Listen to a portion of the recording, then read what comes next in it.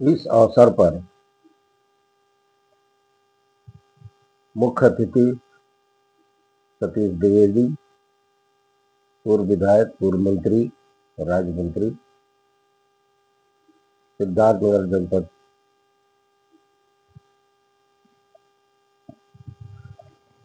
पूर्व ब्लॉक प्रमुख किशनर सिंह, एस खान सिंह, अभिषेक, राकेश श्रीवास्तव ब्लॉक प्रमुख, दिलीप पांडे, रमेश त्रिपाठी, मनमोहन श्रीवास्तव, काजू श्रीवास्तव, गोपेश्वर त्रिपाठी, कृष्ण चौधरी, लालचंद चौधरी, महिला बैंक की अध्यक्षा, जिला अध्यक्षा रोली सिंह एवं उनके साथ मौजूद ममता सिंह, प्रीति श्रीवास्तव, विवेकानंद मिश्र, जिला अध्यक्ष महेश सुपुल, दर्जा प्राप्त मंत्री,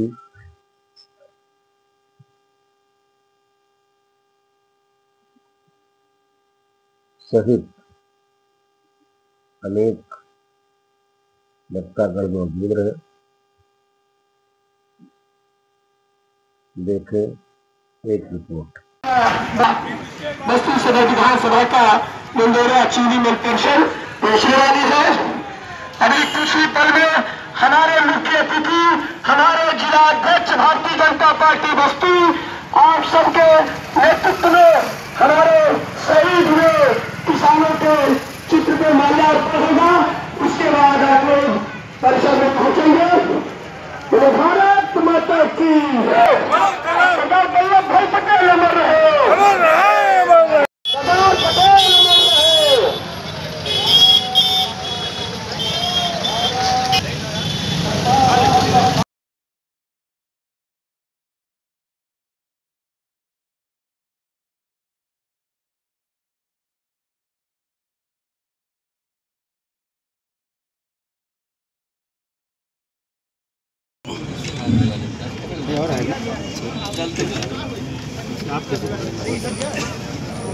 आप दोनों लोग एक बार पकड़िए उधर।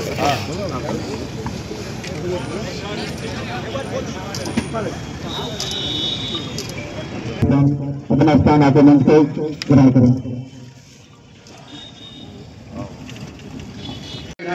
माननीय दयाराम चौधरी जी से भी निवेदन करूंगा कि मुख्य अतिथि से निवेदन करता हूं कि आप भी स्वागत करें। देखिए भैया, अगर उपलब्ध हो कृपया मंच पे स्थान ग्रहण करने का कष्ट करें। मैं अपने मंडल अध्यक्ष, नगर अध्यक्ष भाई आलोक पांडे जी, सरल मंडल अध्यक्ष दिलीप भट्ट जी, गणेशपुर के मंडल अध्यक्ष, निवेदन है कि स्वागत अभिनंदन करें।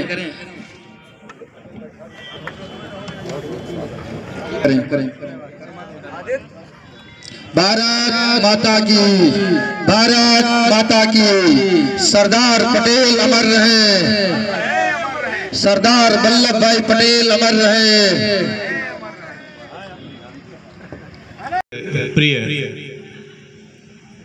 उत्तर प्रदेश सरकार के पूर्व बेसिक शिक्षा मंत्री, अभी जो बिहार में प्रभारी के रूप में जिनके नेतृत्व में भारतीय जनता पार्टी ने अपना परचम लहराया,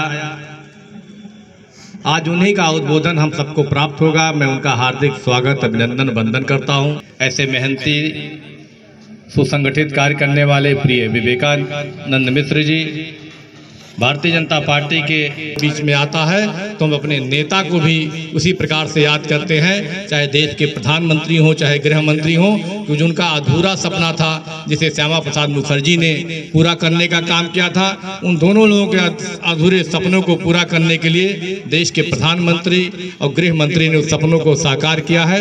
आज के इस अवसर पर आप सबको बहुत बहुत बधाई, ढेर सारी लेकिन जमीन न मिलने के कारण इंटर कॉलेज नहीं बन पाया।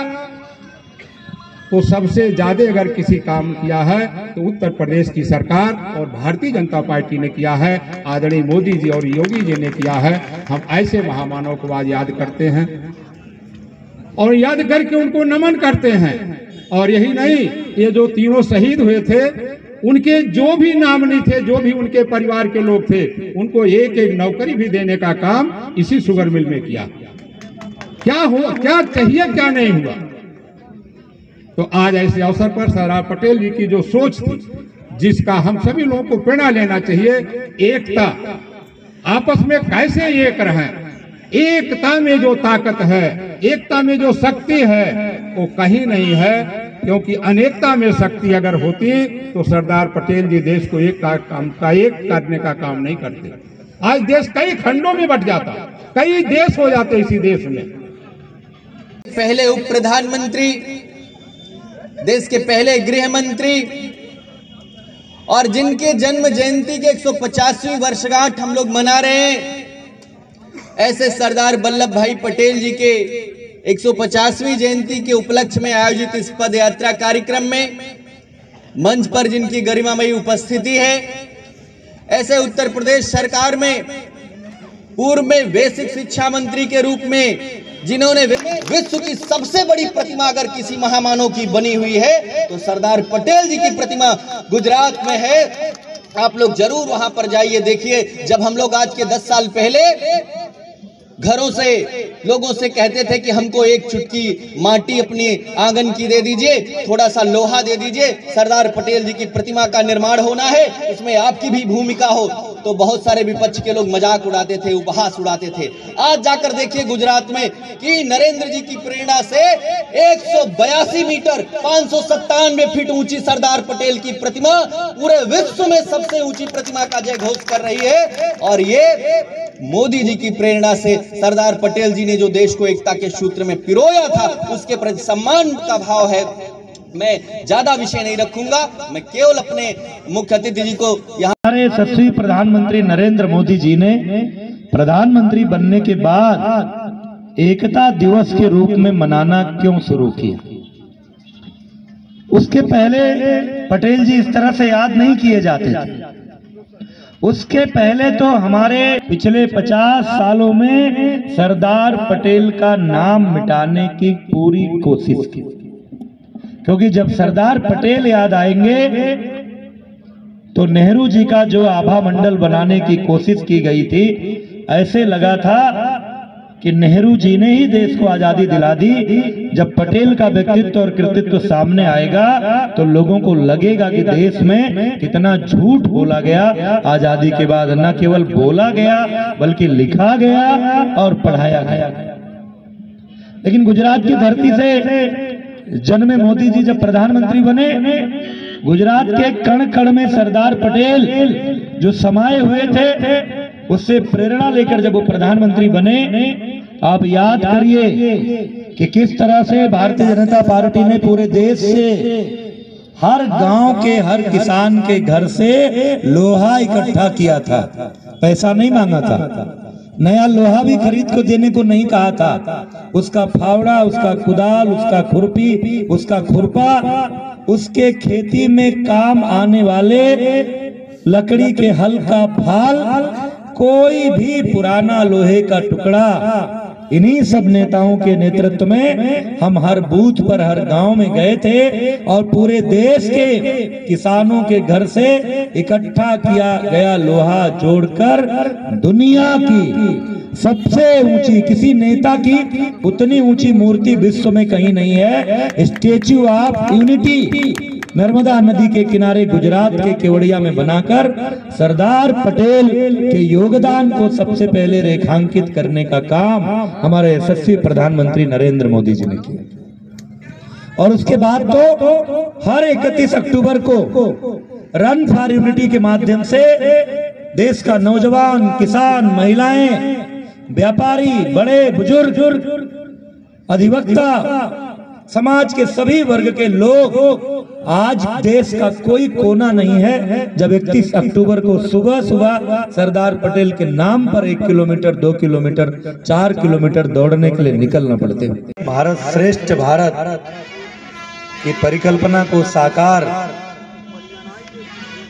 करने का संकल्प लेकर चलने वाले आदरणीय नरेंद्र मोदी जी के निर्देश पर देश के सभी विधान होता है और होना भी चाहिए कि आखिर सरदार पटेल की जयंती को हमारे यशस्वी प्रधानमंत्री नरेंद्र मोदी जी ने प्रधानमंत्री बनने के बाद एकता दिवस के रूप में मनाना क्यों शुरू किया। उसके पहले पटेल जी इस तरह से याद नहीं किए जाते थे। उसके पहले तो हमारे पिछले 50 सालों में सरदार पटेल का नाम मिटाने की पूरी कोशिश की, क्योंकि जब सरदार पटेल याद आएंगे तो नेहरू जी का जो आभा मंडल बनाने की कोशिश की गई थी, ऐसे लगा था कि नेहरू जी ने ही देश को आजादी दिला दी। जब पटेल का व्यक्तित्व और कृतित्व सामने आएगा तो लोगों को लगेगा कि देश में कितना झूठ बोला गया आजादी के बाद। न केवल बोला गया बल्कि लिखा गया और पढ़ाया गया। लेकिन गुजरात की धरती से जन्मे मोदी जी जब प्रधानमंत्री बने, गुजरात के कण कण में सरदार पटेल जो समाये हुए थे, उससे प्रेरणा लेकर जब वो प्रधानमंत्री बने, आप याद करिए कि किस तरह से भारतीय जनता पार्टी ने पूरे देश से हर गांव के हर किसान के घर से लोहा इकट्ठा किया था। पैसा नहीं मांगा था, नया लोहा भी खरीद को देने को नहीं कहा था। उसका फावड़ा, उसका कुदाल, उसका खुरपी, उसका खुरपा, उसके खेती में काम आने वाले लकड़ी के हल का फाल, कोई भी पुराना लोहे का टुकड़ा, इन्हीं सब नेताओं के नेतृत्व में हम हर बूथ पर, हर गांव में गए थे और पूरे देश के किसानों के घर से इकट्ठा किया गया लोहा जोड़कर दुनिया की सबसे ऊंची, किसी नेता की उतनी ऊंची मूर्ति विश्व में कहीं नहीं है, स्टैच्यू ऑफ यूनिटी नर्मदा नदी के किनारे गुजरात के केवड़िया में बनाकर सरदार पटेल के योगदान को सबसे पहले रेखांकित करने का काम हमारे यशस्वी प्रधानमंत्री नरेंद्र मोदी जी ने किया। और उसके बाद तो हर 31 अक्टूबर को रन फॉर यूनिटी के माध्यम से देश का नौजवान, किसान, महिलाएं, व्यापारी, बड़े बुजुर्ग, अधिवक्ता, समाज के सभी वर्ग के लोग, आज देश का कोई कोना नहीं है जब 31 अक्टूबर को सुबह सुबह सरदार पटेल के नाम पर 1 किलोमीटर, 2 किलोमीटर, 4 किलोमीटर दौड़ने के लिए निकलना पड़ते हैं।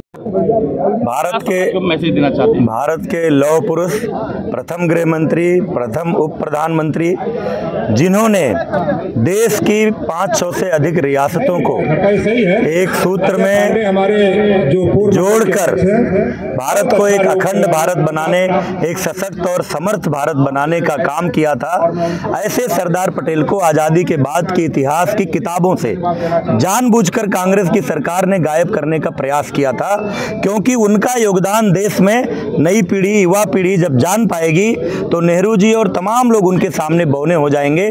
जब से नरेंद्र मोदी जी प्रधानमंत्री बने, स्टैच्यू ऑफ यूनिटी के माध्यम से, 31 अक्टूबर को रन फॉर यूनिटी के माध्यम से, और अभी भारतीय जनता पार्टी पूरे देश में सरदार पटेल एकता पदयात्रा के माध्यम से देश के नौजवानों को, देश की युवा पीढ़ी को सरदार पटेल के योगदान से परिचित कराना चाहती है, ताकि हम उनसे प्रेरणा लेकर देश की एकता के लिए काम करें, एक भारत श्रेष्ठ भारत के लिए काम करें। कि भारत रत्न लौह पुरुष सरदार वल्लभ भाई पटेल की 1950वीं जयंती जो पूरे देश में उनके एकता दिवस के रूप में मनाई जा रही है। बस्ती जनपद में भी और पूरे प्रदेश में भी सभी विधानसभाओं में पद यात्रा के माध्यम से सरदार पटेल जी की 150वीं जयंती का एक आयोजन किया गया है।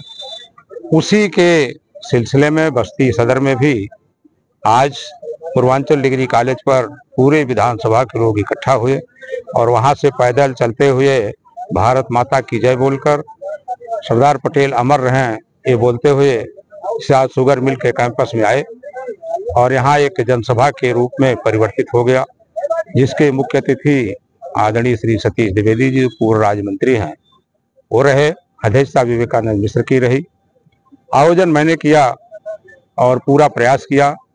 बहुत मौका नहीं मिला, बहुत कम समय मिला और समझिए जितने लोग आए थे वो केवल मोबाइल से वार्ता करने के बाद ही आए थे और कोई मौका तो मिला नहीं। लेकिन फिर भी ये कार्यक्रम बहुत सफल रहा और हजारों की संख्या में पूर्वांचल डिग्री कॉलेज पर लोग इकट्ठा हुए। सरदार वहाँ से चलकर और यहाँ तक आए। ऐसे सभी लोगों को, जो लोग भी इसमें शामिल हुए, हमारे पार्टी के पदाधिकारी हैं या हमारे मंडलों के पदाधिकारी हैं, बूथों के पदाधिकारी हैं या आम जनमानस, जो लोग भी शामिल हुए, मैं हृदय से उनको धन्यवाद देता हूं, उनका आभार प्रकट करता हूं। उन लोगों का कार्यक्रम को सफल बनाने में अहम योगदान रहा। और सरदार पटेल जी को इसलिए भी याद किया जाता है कि सरदार पटेल जी ही एक ऐसे गृह मंत्री थे देश में, जो उस समय की जो अराजकता थी देश में, उसको टालते हुए बड़ी सूझबूझ और कुशलता पूर्वक देश की तमाम रियासतों को, यहाँ तक कि कम नहीं थी, लगभग 565 रियासतें थी, तमाम बड़ी बड़ी रियासतें थी, उन रियासतों को भी अपनी भाषा में समझा करके उन सारी रियासतों को मिलाया और एक भारत श्रेष्ठ भारत का जो नारा उन्होंने दिया था, वो उसी के आज सिलसिले में ये पूरी कार्यक्रम हुआ है। जनता को सर क्या अपील करना चाहते हैं? हमको उनसे प्रेरणा लेना चाहिए। पूरे जनता से भी मैं आग्रह करता हूँ, सरदार पटेल जी से प्रेरणा लेनी चाहिए। उनकी जो मजबूत इच्छा शक्ति थी, उनका जो अनुशासन था, उनके जो देश के प्रति लगाव था, समर्पण था, उनकी जो विचारधारा थी कि देश को एक सूत्र में बांधने का, वही मैं चाहता हूँ हर व्यक्ति को आपस में ये जरूर सोचना चाहिए कि हम जब एक रहेंगे तो मजबूत रहेंगे और जब मजबूत रहेंगे तो हम कोई बड़ा से बड़ा भी कार्यक्रम होगा उसको सफल भी करेंगे और बड़े बड़े से समस्याओं का समाधान भी करेंगे। ये आज सरदार पटेल जी के विधायक जी, ये कार्यक्रम विधानसभा वार हो रहा है और सारे विधानसभा में जो पूर्व विधायक थे, जो वर्तमान विधायक को कार्यक्रम करवा रहे हैं, तो क्या इसको हम लोग ये मान के चलें कि अगले चुनाव की तैयारी है? नहीं, तो पार्टी तय करेगी। अगले विधानसभा की तैयारी है या उस पर अभी क्या होगा तो पार्टी तय करेगी। इतना जरूर है कि चूंकि हम यहाँ से नेतृत्व कर चुके हैं और जो लोग भी पूर्व विधायक हैं वो अपनी अपनी विधानसभाओं से नेतृत्व किए हैं, तो उनको ये जिम्मेदारी दी गई है कि आप इस कार्यक्रम में अपने चर्चा है कि सदर का टिकट आपको दिया जाएगा, इस पे अभी तो ये तो शीर्ष नेतृत्व और प्रदेश नेतृत्व की जिम्मेदारी है। अगर मैं उस योग्य हूँ तो अगर पार्टी विश्वास करती है और पार्टी टिकट देती है तो मैं लड़ने के लिए तैयार हूँ। बिहार में अरे बिहार के लोगों को मैं, आदरणीय मोदी जी को, आदरणीय योगी जी को, वहाँ के संगठन को, शीर्ष नेतृत्व को, प्रदेश के संगठन को, बिहार के सबको धन्यवाद देता हूँ और उनको बधाई भी देता हूँ इस जीत के लिए कि ये जीत नहीं है, ये अभूतपूर्व जीत है, जिसकी कोई कल्पना भी नहीं किया था कि इस तरह से जीत बिहार में होगी। जिस तरह से विपक्ष के लोगों ने एक हवा बांधा था कि बिहार में ऐसा है, बिहार में वैसा है, जंगल राज को, और आज वहाँ की जनता ने दिखा दिया है कि आदरणीय मोदी जी का जो नेतृत्व है देश में और आदरणीय योगी जी का जो नेतृत्व प्रदेश में है, इन दोनों लोगों की जो नीतियां हैं, जो विकास के मुद्दे हैं, जो समता और समानता का भाव है, ये सबको बिहार के लोगों ने दिखा दिया। बिहार में सर कई वर्षों बाद बीजेपी सबसे बड़ी पार्टी बन के आई है, हाँ सही है, हमारा गठबंधन है। परिवार में कभी कोई 2 कदम आगे हो गया, कभी 2 कदम पीछे हो गया, और तो परिवार है तो परिवार में चलता रहता है।